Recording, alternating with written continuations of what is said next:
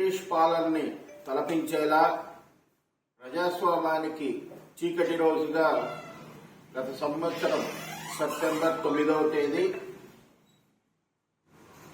ఈ గత సైకో ప్రభుత్వం మిషనరీ నాయకుడైనటువంటి చంద్రబాబు నాయుడు గారిని నిష్కారణంగా అరెస్ట్ చేయడం జరిగింది. అరెస్ట్ అయిన రోజే మేమందరము చెప్పాం, ఈ ప్రభుత్వానికి ఇది చివరి రోజులు కాబోతున్నాయి, పిచ్చి పరాకాష్ఠకు చేరింది. ఏదో 2019లో ప్రజలు ఒక్కసారి అవకాశం ఇవ్వండి అంటే ఏదో ఉదాసీనంగా ఇచ్చిన అవకాశాన్ని చేజార్చుకుంటున్నారు అని. ఆ అవకాశాన్ని చేజార్చుకున్నారు. 5 సంవత్సరాల చీకటి రోజులన్నీ కూడా మనము చూసాం. అందులో పరాకాష్ఠగా బాబు గారిని అరెస్ట్ చేయడం అనేటువంటిది